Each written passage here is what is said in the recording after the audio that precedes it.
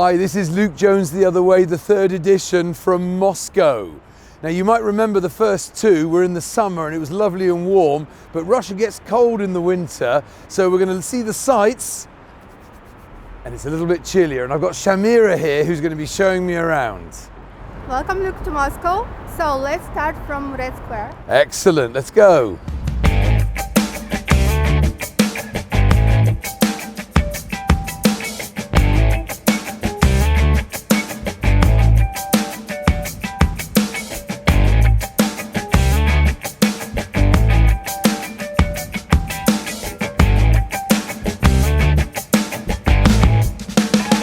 We're standing on Red Square, and you'd never believe that behind us here is one of the largest and most beautiful shops in the world, known as GUM. Originally it stood for State Department Store, now it's just GUM.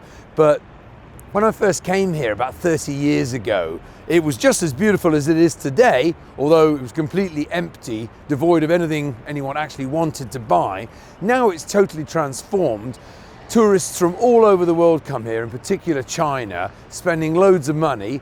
We're going to go and do the same, and I've got myself a Citibank card which covers 17 different currencies, and although a few other cards have this one knows straight away which one you're using, so let's go and check it out. Let's go.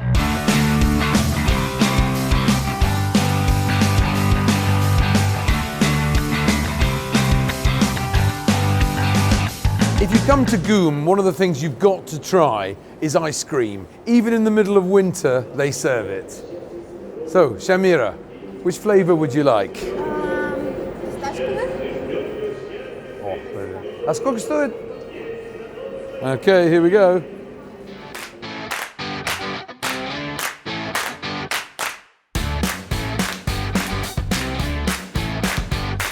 If there's one place that symbolises Russia in the eyes of foreigners more than anywhere else, it's behind me, St. Basil's Cathedral.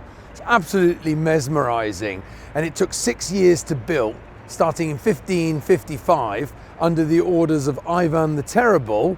Don't know why we call him terrible, because in Russia he's Ivan Grozny, which translates more like awesome. But anyway, maybe that comes from the fact that the architect who was instructed to design it was supposedly blinded afterwards upon completion, so that he could never design anything as beautiful again. Well, that's pretty terrible if it's really true. But coming slightly closer to today's date, well, 1812, the year Citibank was founded, by the way, was also when Napoleon and his troops ransacked and captured Moscow, and they looted the entire contents of St. Basil's, but maybe because it was so beautiful, they didn't knock it down. Eventually, over the years, it was restored to its former glory, to pretty much how you see it today, and let's go and have a look around. Okay.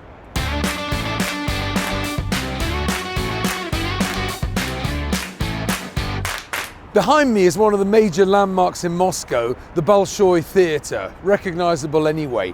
Bolshoi literally translates as big in Russian, because there was a small one next door to it. But Bolshoi Theatre has been around for a while, and it's burnt down 3 times in its history, probably largely because it had a wooden interior. During the Second World War, it received the wrath of a bomb from the Luftwaffe. Again, after the war, it was nicely restored. It underwent a massive renovation between 2005, 2011, and is now twice as big as it used to be. The tickets, I'm afraid, are probably nearly twice as expensive. But if you use your Citi Priority Aéroфлот card, you get bonus miles. More about that later, eh? Yeah. Let's go. Yeah, let's go. After a short walk from the Bolshoi Theatre, we're at the library in the name of Lenin, better known in Russian as the Biblioteka имени Lenina. It's one of the largest and most famous libraries in the country. Even during the Second World War, all cultural exchanges were maintained. It was originally founded by Tsar Nikolai II, who was the main benefactor of it. You can actually come here and borrow a book within about 10 minutes just by showing your passport. Students come here from all over the world, but the main ones are from Moscow State University, the MGU, where I was lucky enough to spend about 4 months studying back in 1993. Now the name library in the name of Lenin is a little bit of a misnomer because there's actually a statue of Fyodor Dostoevsky outside. Yeah, they both had beards, but please don't confuse the two. So anyway, off to the Arbats.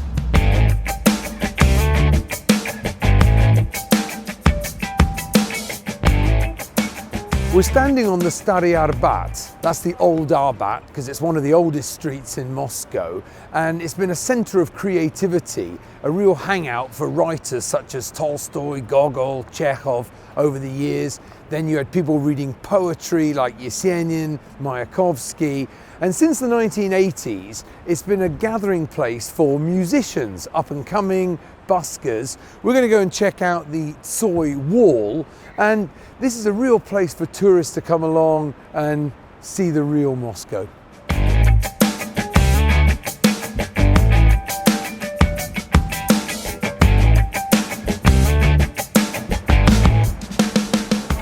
One of the things many people notice when they first come to Moscow is how bad the traffic can be, but the situation has improved quite a lot in recent years with various new forms of transport such as these electro scooters. One of the things we've noticed is that there are other ways of getting around. One of them is with a taxi. Now, one of the best ways to do that is by using your Citi Priority Aeroflot card, which gives you a significant discount. But more importantly, when you actually sign up to it, you get 20,000 welcome miles on Aeroflot. And for those of you who know me, you'll know that I love flying, and it's even better when it's free. And 20,000 will get you all the way to Istanbul. Now, if that's not a great idea, I don't know what is. But on this occasion, given that we're on a pedestrianised street, we're going to take the electro scooter. So, Shamira, let's go. Are you ready? Let's go. Hee.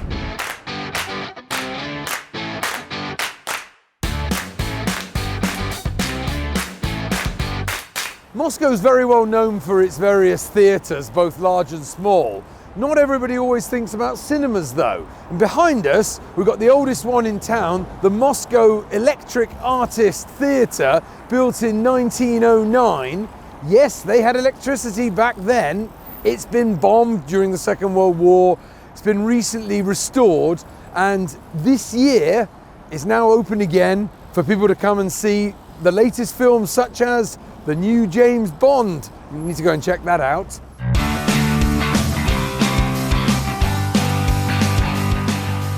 This is one of the most fashionable parts of Moscow, known as Patriarch Ponds.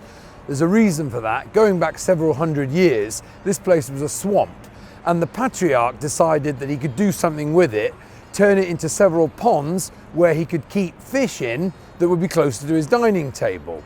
Well, that worked for a while until there was a fire, so he had most of them filled in except this big one that's behind us. And it's now one of the most fashionable parts of Moscow. It's the setting for a number of famous novels such as Bulgakov's Master and Margarita that all the foreigners love. But more importantly, coming out here at night, you have to make a reservation days in advance if you want a good place. And that brings me on to the subject that when you do make your reservation, be sure to bring a friend, because Citibank have got a fantastic program, member to member, and then what you can do is you can get up to 14,000 rubles per person with no limit to the number of people you introduce. So, should we go for lunch? Yeah. Let's go.